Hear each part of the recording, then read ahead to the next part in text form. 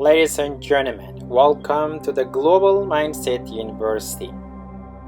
On today's episode, you'll be going to hear a lot of classical music while you're watching the streets of the Washington D.C.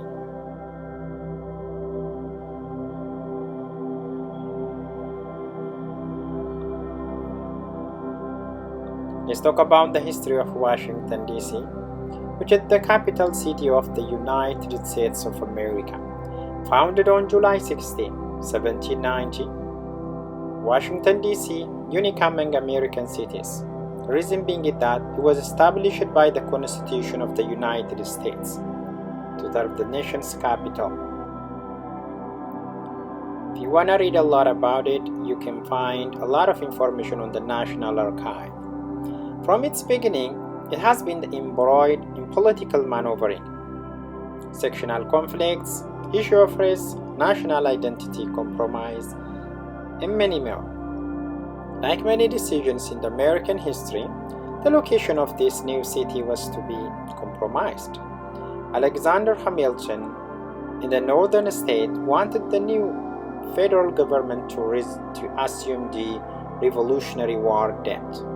And Thomas Jefferson, on the other hand, who was on the southern state and won the capital place in the location friendly to the slave-holding agricultural interest. So because of all that, when it came to the President George Washington, who chose the exact site along the Potomac and Anacostia River, and the city was officially founded in 1790. After both Maryland and Virginia ceded land to this new district to be distinct and distinguished from the rest of the state. The design of the city, appointed by the Pierre Charles L'Enfant, he was the one who created the vision of the city, considering as a modern city, featuring grand boulevard, which is now currently called as the ceremonial space for reminiscence, and also another great world capital, L'Enfant's native Paris. He also planned a grid system at which the center would be the Capitol building. So even before the coming of the age, DC was nearly completely destroyed. During the War of the 1812, which was against Great Britain, the enemy force invaded the city and burned much of it to the ground. This includes the newly built the White House and the Capitol and the Library of Congress, which have a lot of books within it. Ladies and gentlemen, you are watching the Washington D.C., the streets of Washington D.C. We are driving from the Washington D.C. to the Dulles Airport. So you're going to see a lot of constructions, you'll see a lot of beautiful trees through this driving from Washington D.C., from the main capital area all the way down to the Virginia. As you can see, we are passing some of the signs here around this area, and there are a lot of new construction. These are recently built somewhere around on the northeast part of the Washington D.C. We are almost to jump into the northwest part of the Washington D.C. So we're going through the 395. Through that, we're gonna take the 66, the I-66, and we go all the way down to the Dulles Airport. Ladies and gentlemen, you are watching, and also you are listening this beautiful classical in the background. My name is Muhammad Rashid Kamal from the Global Mindset University, while we are sharing you a lot of good critical information about the Washington D.C.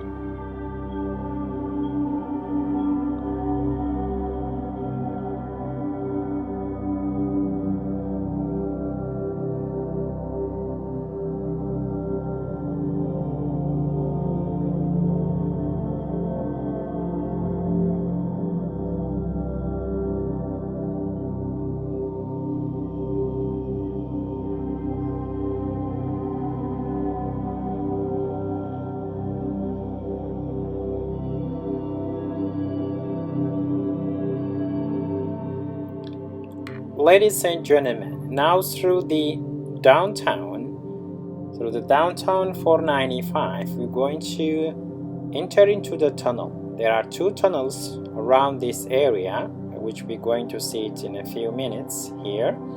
So the first tunnel is very short and the other one is a little longer. So here we go. In this tunnel above there are buildings or constructions or homes.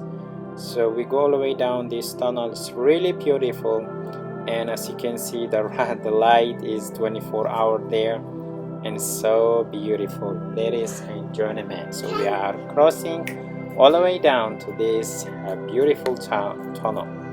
That's the first one. We just complete, and we're going to the second one. Amir, what do you feel when you go through the tunnel when we go to the Virginia last time?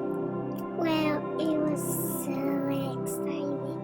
I didn't wait to get to Mama. Well, she went here as quick as she can. Yes. Now we're going through the second tunnel, Amir. Here is the second tunnel. Oh, the second tunnel have green lights. Yes. So we can tell you go. There we go. Yes, there are some green lights here and a white light as well. It's so beautiful. It's a little longer. The second tunnel is really long. What do you feel when you cross through the tunnel? Well, I didn't like when it was too.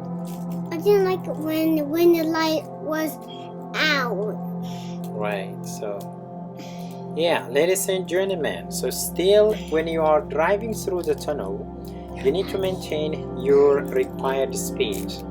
Yes, the speed limit. There's a speed limit. There are cameras over there, so you gotta be careful. Ladies and gentlemen, you are watching the driving from Washington D.C. to the Dulles airport. This is gonna take us around 45 minutes to 1 hour. So that's the estimated.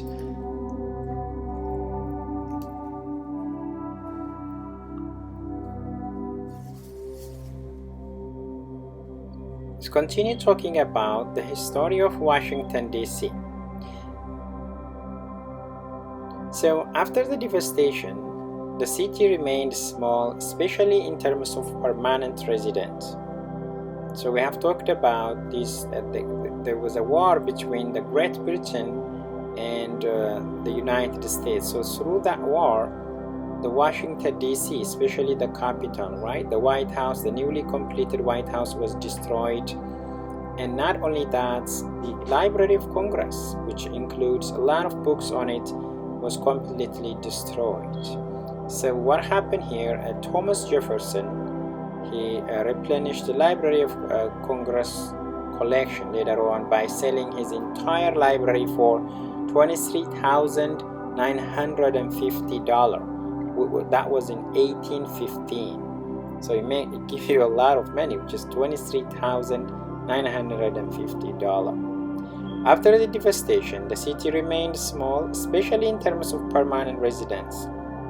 Soon it would become smaller in physical size.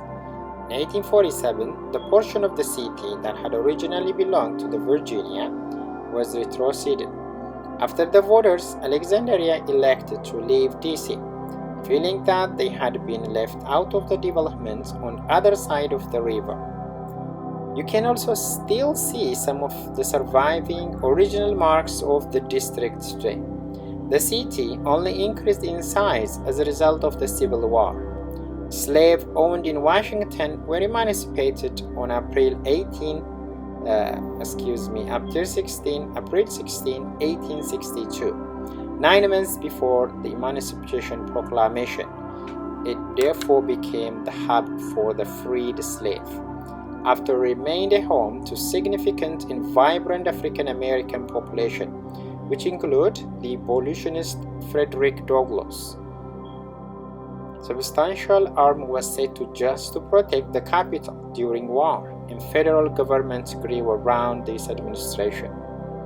Post-war Washington experienced substantial expansion, eventually absorbing nearby Georgetown and surrounding rural area beyond Lafayette's original plan. The initial boundary of the Washington, D.C. is around the Florida Avenue, originally called the Boundary Street, The first neighborhood were those that grew up around the Capitol, which is the Capitol here, and the Center Market, which is called downtown, and the White House, which is around the Lafayette Square. The expansion of the streetcar lines in the mid-19th century spurred the creation of new suburbs.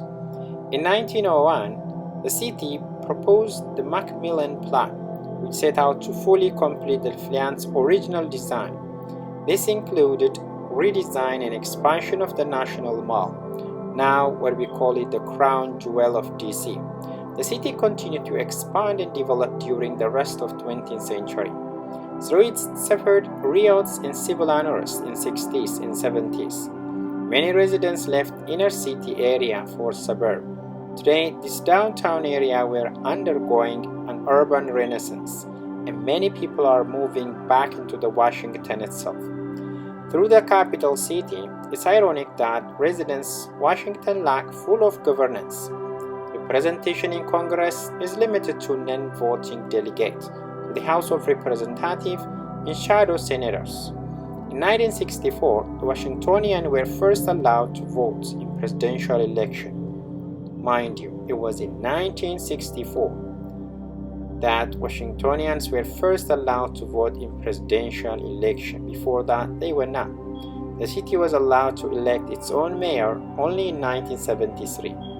So, even the mayor, having a mayor was only come in 1973. Before that, there was no that kind of thing. No mayor, and the people cannot even vote during presidential. So it just came. That was allowed in 1964. So somewhere around after 10 years, the city allowed to have a mayor. It remained a vibrant and culturally diverse city today. So I live here in Washington D.C. since 2013, end of 2013 until now, and this city is really growing with so many peoples, different peoples coming throughout the world. So it's really rich people. So currently, like it said, through history, being a Washingtonian, you may not even vote, but we got at least the power to elect your own mayor. That was back in 1973, and at least electing a president, participating vote of electing a president, which is 1964, and 10 years after that, a mayor was allowed. So at this time, currently, which is we are in 2020, a lot of politicians, including the past president, President Barack Obama, was also recommending to have its own Senate or its own votes, to have a Senate in the House. So that's what the current status. So hopefully those all good stuffs will come. Let's take a few minutes resting on the classical, and we'll come back to continue the story of the Washington D.C. So we are almost now closer to the Dulles Airport, and we'll continue sharing the story of the Washington D.C. My name is Muhammad Rashid Kamal. This episode is coming you from the Washington D.C., the headquarters of the Global Mindset University. With the story, I'm Muhammad Rashid Kamal.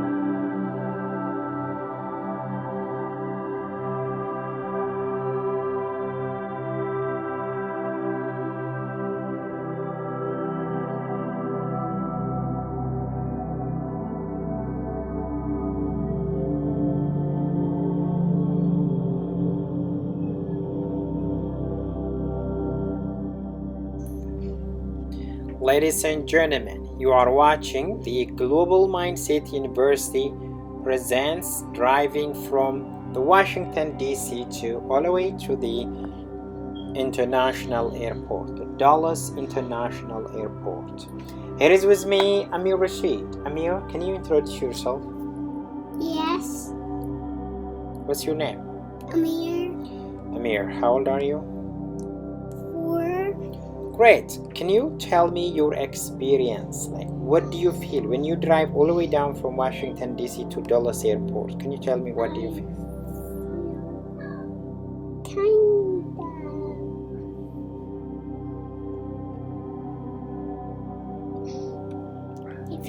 Which one is your fun part from the trip? The fun part. Was going to the 3 towns. Okay. Right.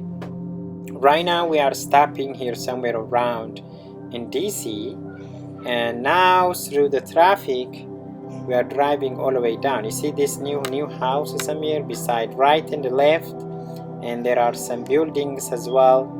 Looks like a box. There is a bus, city bus. Here is the Washington bus. Have you ever traveled in a bus in Washington DC? Have you traveled? Did you use a bus, the Washington DC bus? No. You did before COVID-19. Oh. Okay. Do you remember that? What else you like, Amir? What do you like when you drive here? I like when we get to Dallas Airport. Okay. What about those green trees? You see, I like those bridge, the one we just crossed. How about the traffic? Yeah, I like the traffic light too. But here you see, what is really interesting when you drive all the way down here in this area is you'll see construction. So I mean, it's a building, right? It's the wall, Amir.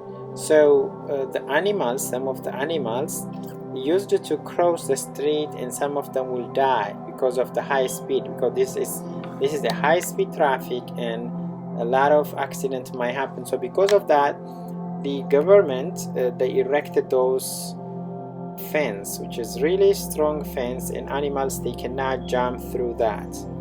So that's what happened, ladies and gentlemen. So you might wondering what they built that one. Some cars can just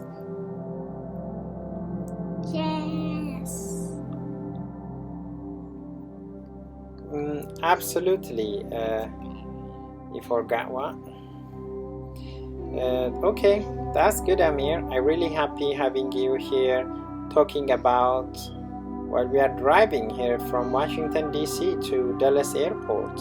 By the way, how many times did you go to Dallas Airport, Amir? 0. Why are you not counting today? You are going to the Dallas Airport. Okay. You know what? You went 3 times. Maybe you forgot. Okay. So, like today, we are in Dallas Airport. So all the way down to Dallas Airport. Ladies and gentlemen, you are listening and watching from the Global Mindset University. My name is Mohammed Rashid Kamal.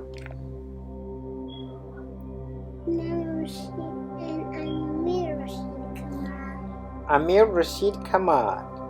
Amir Mohammed Rashid. Gotta say like that. Come on. Here we go.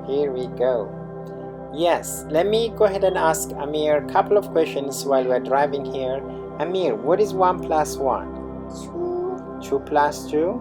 4. 4 plus 4? 8. 8 plus 8? 16. Guys, this is the most challenging question, which is 8 plus 8, and he got it without any thinking. What is 8 plus 8? 16. Interesting. Great. And also I'll ask him another question, which is 8 plus 2. What is 8 plus 2? Equals 2. Yes. What is 8 plus 2? 10. 10. Okay, what makes it 10? Because there's 2 to get to 10. There we go. 9. Nice. So it's 2 more to get to 10. Great. I want to ask him another question, Amir. Can you spell he? H-E. Here we go. Good job. Will. Can you spell will? Will. W-L. Will. L-L. What about I? I-L-L. Okay. Good. So do you know word contraction? What is word contraction? That's what's in my lexia. Oh, you learn in Lexia. Okay. Can you write he will? Can you make a contraction of he will? Yes. Excuse me. Where are you going? Ladies and gentlemen, you are watching the Washington D.C. street all the way down to the Virginia. Just go ahead and relax a couple of times with this beautiful travel classical, and we'll come back again. Thanks you.